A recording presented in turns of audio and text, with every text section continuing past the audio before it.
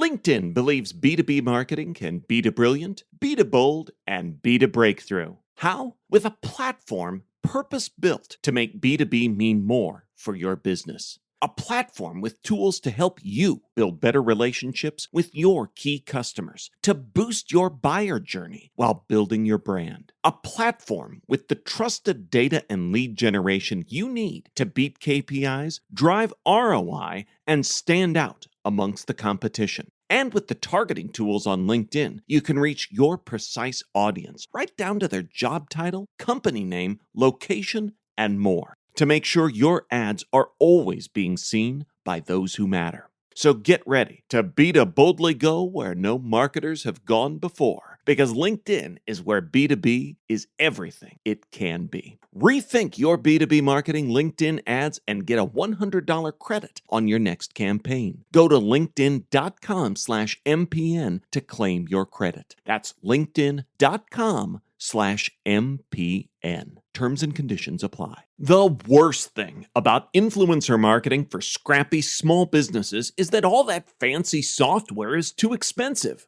right?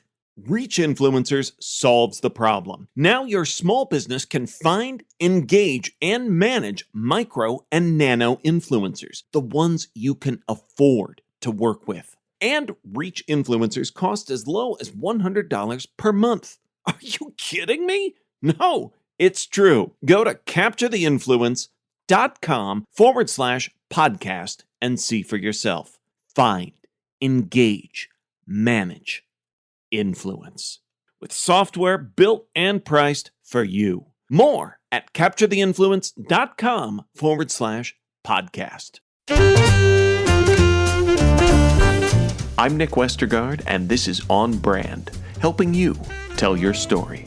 My guest this week is Brett Hyman. There is an opportunity, if strategized correctly, to really use brand experiences to now reach, engage, and invite a much larger audience to participate in the brand story. Brett Hyman is the president, CEO, and founder of NVE Experience Agency, a privately owned brand experience and production company with offices in Los Angeles, New York, and London. Guided by 16 years of global agency and brand leadership experience, along with the principle that the right moment will transform someone forever, Hyman leads NVE's team of cross-industry experts to deliver culturally connected campaigns and transformative experiences for some of the world's most iconic brands and Fortune 500 companies, including Amazon, Anheuser-Busch, Apple, Pandora, Lincoln Motor Company, Hennessy, Tinder, Twitter, AT&T, PlayStation, and more. Brett, welcome to On Brand. Hey, Nick, thanks for having me. I am excited to chat. You know, nestled there within a impressive bio is that little line of the right moment that will transform someone forever. I'm curious. Tell me more about the right moment. I want to make sure I find it. The right moment. I mean, for me, the right moment and the way that we really define it is that moment when a consumer feels a deeper and more meaningful connection with the brand that we're creating an experience around. That moment, we have all these different types of moments throughout our lives. Some people call them defining moments or milestones or moments of elevation or insight.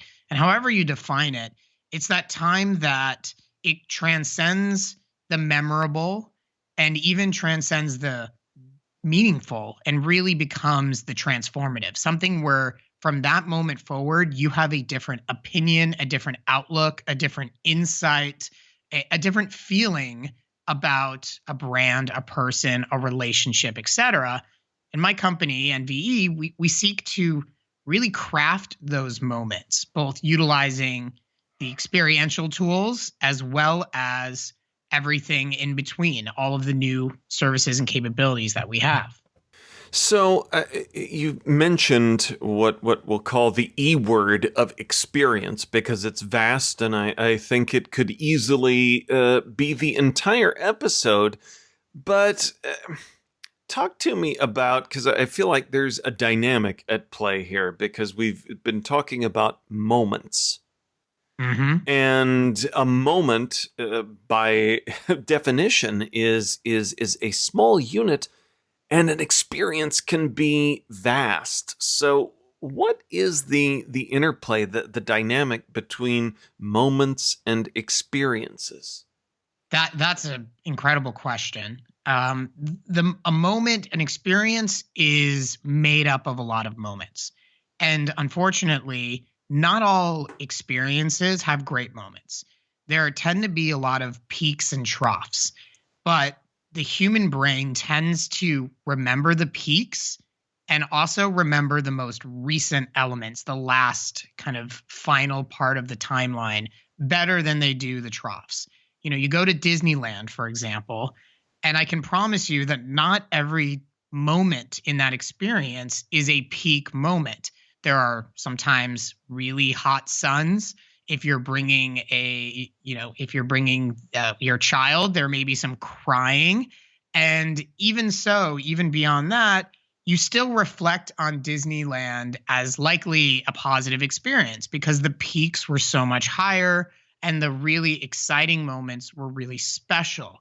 So when we craft experiences, we understand that not every element of the experience is fully in our control. There's tons and tons of variables, especially in the live experience space, that are just out of our control. For example, what other guests do at an experience, what performances or performers do at an experience, what sometimes there are hundreds of staff members and one doesn't follow the protocol or the script or act exactly aligned to the brand. So there's always going to be these variables that are out of our control as the people that are crafting the experience. So my job and NVE's focus is to create peak moments within that experience that really do transcend the memorable and even the meaningful into that transformative stratosphere.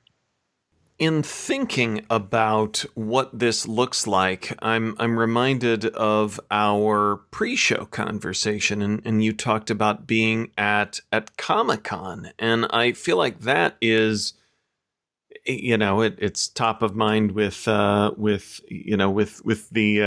Disney geography and peaks and troughs, but it's experiences within experiences. How do you create an experience that can stand out Comic-Con itself is a crowded ecosystem, but I would say at a glance, it's not unlike any number of ecosystems that it's hard today to stand out among all the noise.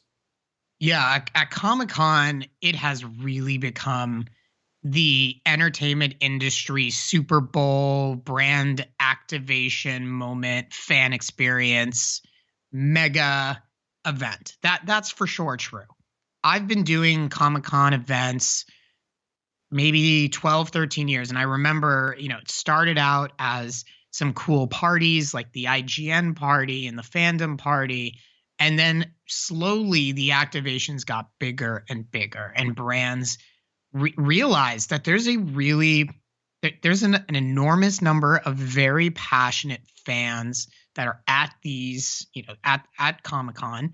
And what's interesting is these fans leave and they really do move the needle on the brand itself. They go and buy tickets to see the film, or they tell a lot of friends, share experiences, and it really does have an impact on how a movie pre-sales tickets or how a new video game gets buzz on social media. So there's a lot of value in going big at Comic-Con. And not everyone can. So the question is absolutely, how do you stand out? For me, there's so many different directions that you can go. This year, I'm so proud and in love with the experience that we crafted for Paramount for their new Dungeons and Dragons movie that's coming out in March of 2023. And we took a more lighthearted approach, and we created a tavern that was supposed to look like a bar from the medieval era, similar to the theme of the movie, with a ton of scenic and fabrication, and surprised everyone when a dragon attacked it. So for me this year, the focus was moments of surprise. For others, it was really capturing their fandom about a specific title or a specific brand or property.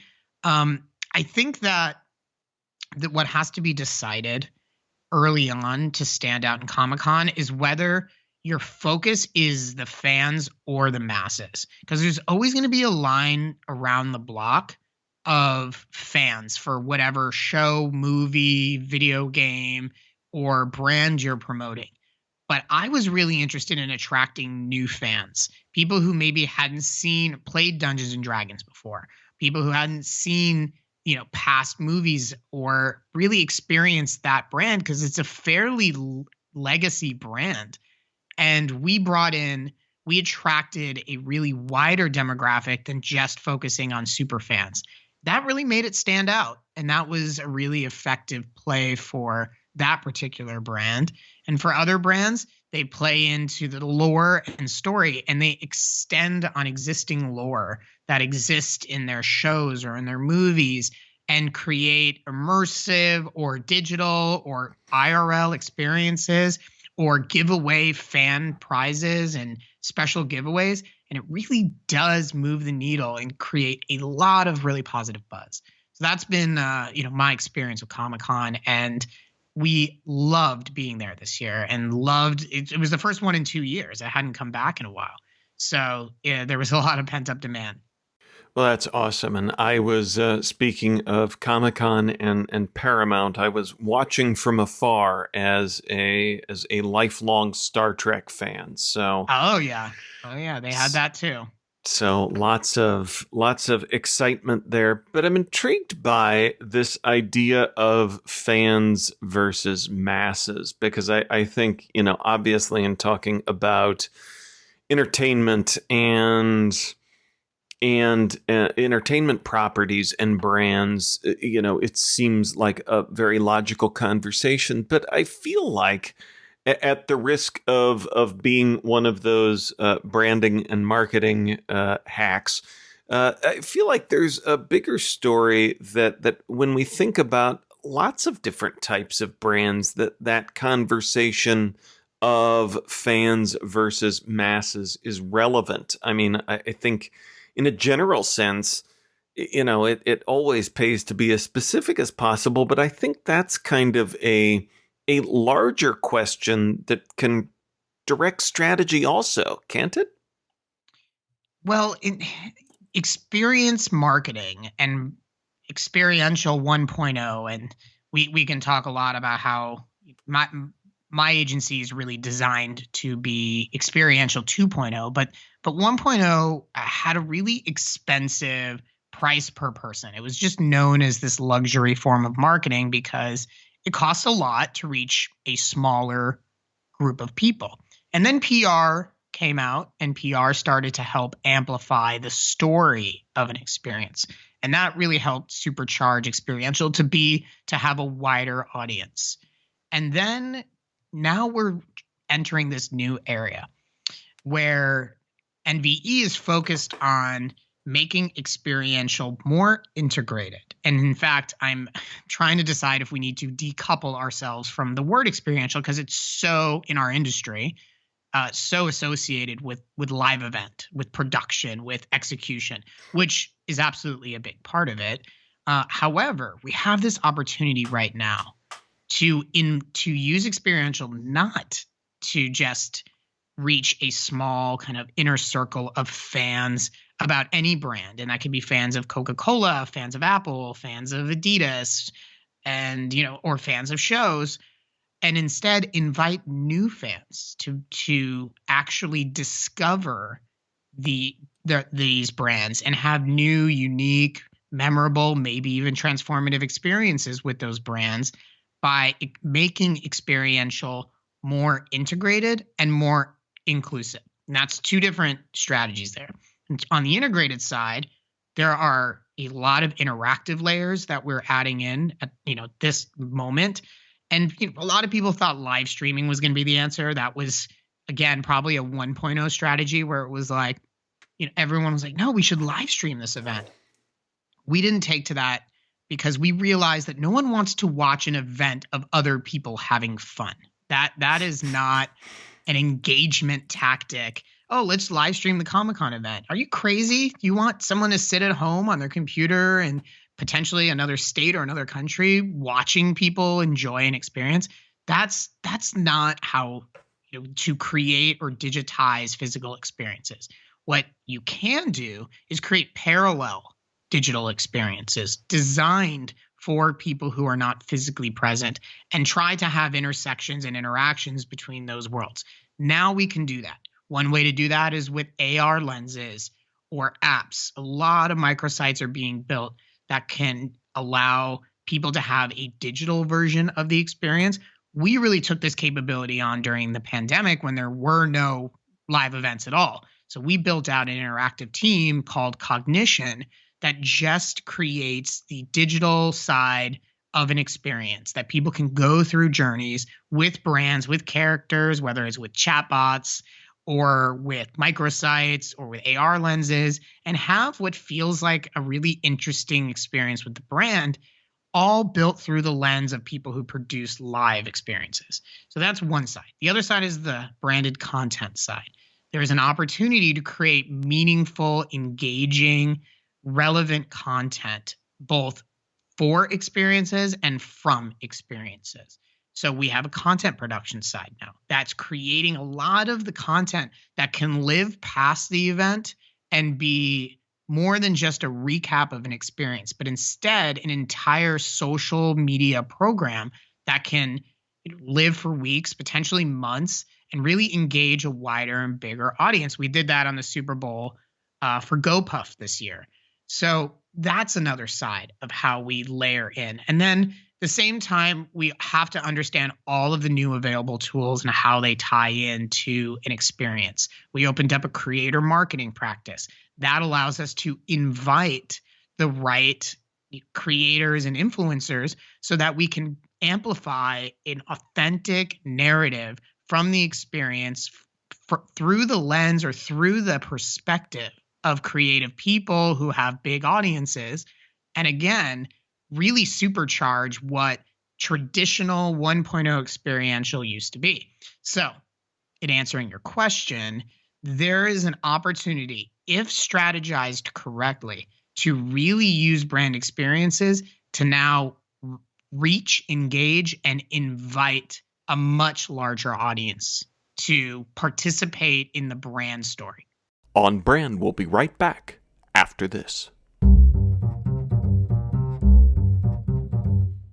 LinkedIn believes B2B marketing can be to brilliant, be to bold, and be to breakthrough. How? With a platform purpose-built to make B2B mean more for your business. A platform with tools to help you build better relationships with your key customers, to boost your buyer journey while building your brand. A platform with the trusted data and lead generation you need to beat KPIs, drive ROI, and stand out amongst the competition. And with the targeting tools on LinkedIn, you can reach your precise audience right down to their job title, company name, location, and more, to make sure your ads are always being seen by those who matter. So get ready to boldly go where no marketers have gone before, because LinkedIn is where B2B is everything it can be. Rethink your B2B marketing LinkedIn ads and get a $100 credit on your next campaign. Go to linkedin.com/MPN to claim your credit. That's linkedin.com/MPN. Terms and conditions apply. Facebook is taking action to keep its platform safe. In the last 6 years, Facebook spent over $16 billion, enough to build 7 pro stadiums, all to help create safer connections. Learn more about the work ahead at facebook.com/action. Now, back to the show. So I love all of that, and especially some of the push and pull on the different labels, because listeners of the show know I have a love-hate relationship with the labels in our industry. Yeah. And so that's why I thought it would be good if your game to do like a lightning round, like best definition on some of these things, because I think especially with experience. So if you've got a sentence or so for some of these different labels, that would be handy. So the first one that I scribbled down, we've got activation, A, at the beginning of this little list. Okay. Yeah. This is like a fun game. Okay. Well, I thought of it on the fly, so it's not a big list, but I am starting with A. So activation, best definition. Right. Well, I'll tell you, I'm sure the old 1.0 definition of our industry, or the connotation that exists for activation, is physical build out in some, at some place in time. My version of activation would be how a brand tells its story in the real world. Okay. I could do 30 minutes on that. Oh, yeah. A sentence. No, I like it. So next alphabetically, and we're only going to be on the front end of the alphabet, is experience. And I know that sounds elementary, but you've flown home. You've got that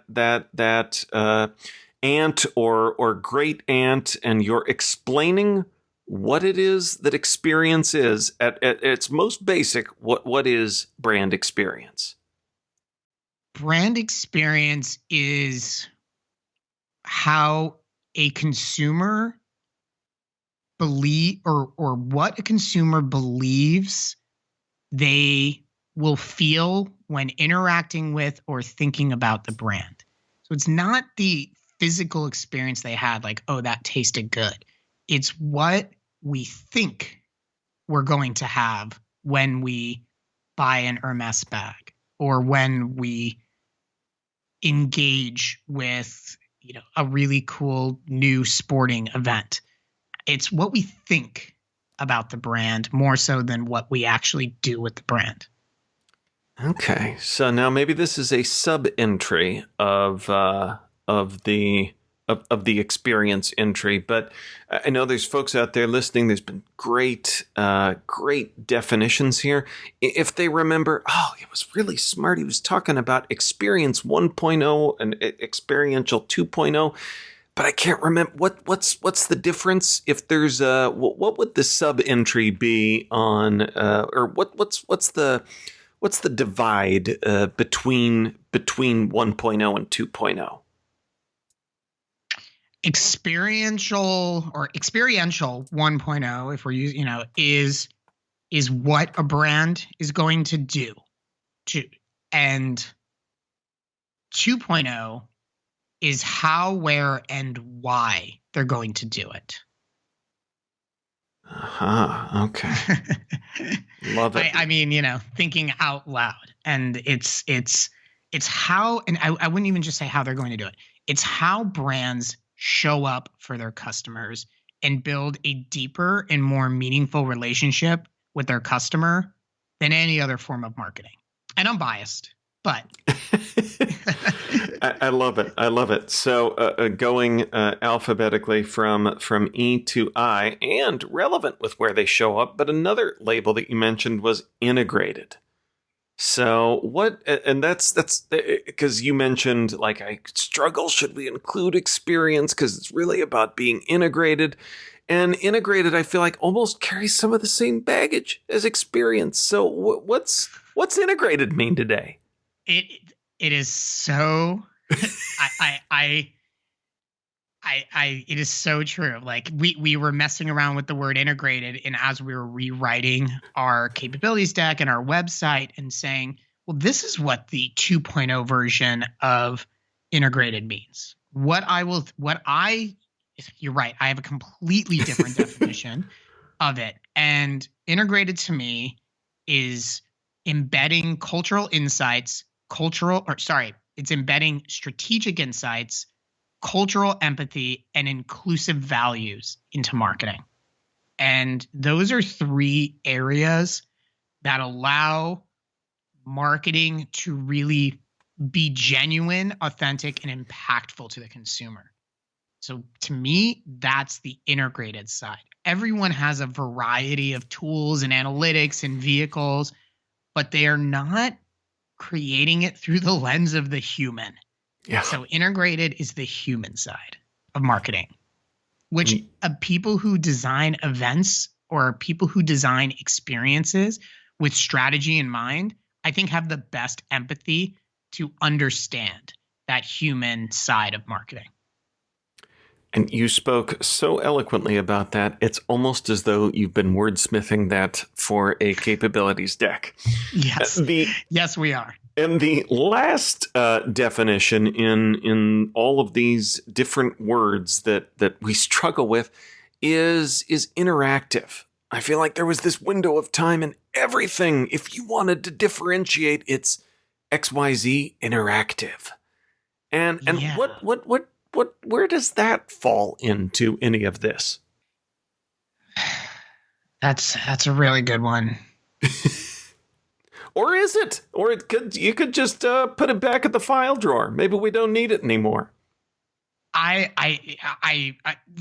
you actually, interactive allows us to transcend the boundaries of events and allow consumers to use technology to extend their experience in a digital, meta, interactive way. Okay, that was good. No, I'm gonna have to listen to this after and write that down. Yeah, luckily, someone is recording this conversation. No, and even with you didn't even take the you can take the pass on that one. So definitely fascinating. Well, these definitions have been great, Brett, and I know because how we talk about this stuff is important, and our words aren't always as helpful as they should be, but those definitions I know will help. I want to make sure I mention that NVE has won Ad Age's Experiential Small Agency of the Year. So big kudos there as well.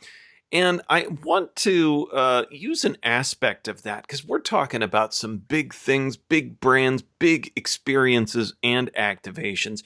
If there's someone out there listening and thinking about this and they are a small brand, a small business in their own right, they could be nodding along and thinking, gosh, this sounds important. I just don't know how an experience applies to a small business.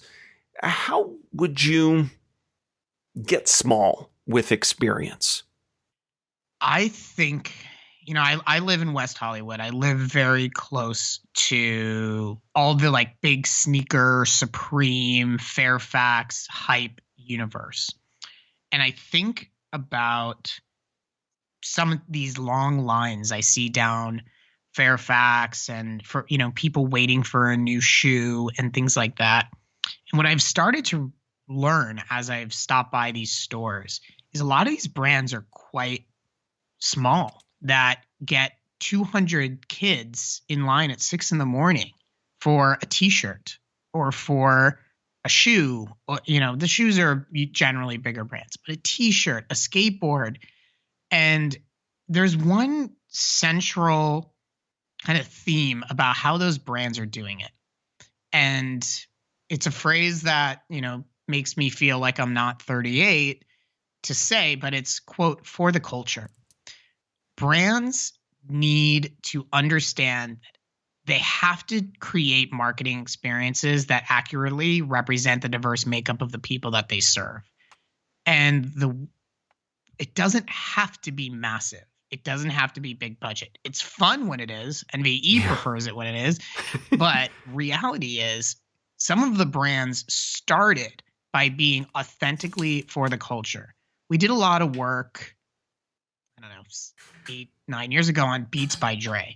And no one really thought Beats by Dre was going to ultimately be acquired by Apple for $3 billion. This was a brand that was creating content, creating experiences. They were very much a challenger brand early on. I worked with them, and for the culture and for the diverse audience that they wanted to represent. So I would say, don't even worry about big, make it real, make it genuine, and make it authentic. And the buzz will take you to the stratosphere. I love that. Don't make it big, make it real. That's, I think, great advice. And I think the big is easy to see, but the real, the culture and the examples that you plugged in there are certainly ones that you can see. So you mentioned a couple of brands in there. And now, Brett, it is my thrill. I've asked a lot of you with all of these definitions. Maybe this will be a little more light. I get to ask you for a brand that has made you smile recently. Such a tough question because I'm such a fan of so many different types and types of brands. And also it really feels like the time of the day matters and where, what brand makes me smile. I think that I have to be biased a little bit, but the experience I've been doing this is the only job I've ever had. I started this agency out of my dorm room in college. So I've been, when I say I've been doing this for 15 years, it's just the thing I've done my entire, adult life, more or less. But in all my time, I've never had so much fun than creating my Dungeons and Dragons experience at Comic-Con last week for Paramount. It was both a challenging event to create. It involved 50 actors and script writing and special effects and CGI and interactive and digital components and tons of scenic. It was like I made a movie last week and told a story. And the videos that are coming out and the story that's coming out from that experience has kept a smile on my face for the last 7 days since I showed up to Comic-Con. And I hope that brands see what we did and want to have fun again. Everyone, there were many really big Comic-Con experiences that will be reported on that were very serious and took the script and the show seriously, and they were scary and okay, cool, great. We can do that. I want brands to remember that we're here to have fun. And I know they all have important jobs to do. They have a lot of product to sell, etc. But the reality is the consumer wants to have fun. And if you're not fun, ultimately, you're probably going to be commoditized. And that would be what my smiling moment for the last week is, and something that was very transformative for me. And I will be recommending that to our clients and partners and friends and everyone I can talk to on on a podcast like this. Let's make it fun. Let's keep it fun. We have that opportunity. So that was my smile. I love that. That's a great, smile for all the reasons that you mentioned, made even more awesome by the fact that it's nearby, temporally, that it's something that just happens. So awesome. And keeping it fun, a good lesson in there also. Brett, where can folks go to learn more about who you are and what you do? They can absolutely come to our website, experiencennve.com. I'm also extremely prolific on LinkedIn. I share a lot, both about NVE, this kind of evolution of marketing in general, as well as experiential marketing, but also my journey as an entrepreneur. I, put a lot of content out about what it's like to have a company that has close to 200 people. We don't have investors or people who funded it. We are completely grown organically from my dorm room in college. And, I'm always also in love with chatting with other entrepreneurs who are finding their way, whether it's in marketing and advertising or other incredible businesses. That's the other half of me, which drives me, is just being passionate about building businesses and creating a culture now for millennials and Gen Z and young people who look to have more purpose in their work. And that's what I spend a lot of my time on, is not just, I'm not close to our events as much anymore. I'm building our company. So you can find me on LinkedIn, and you just search my name, or definitely our website, or bretthyman.com, which is my website where I share a little bit more of my personal journey. Awesome. Well, we will link up to all of that in our show notes at onbrandpodcast.com. Brett, thanks for being on brand with us. Thank you so much for having me, Nick. This is great. Awesome. On Brand is part of the Marketing Podcast Network. If you like what you're hearing, if we've made you smile, you can always listen free on Spotify, Apple Podcasts, or whatever your favorite platform may be. And please take a moment and rate and review the podcast to help others find the show. Until next week, I'm Nick Westergaard, and I'll see you on the internet.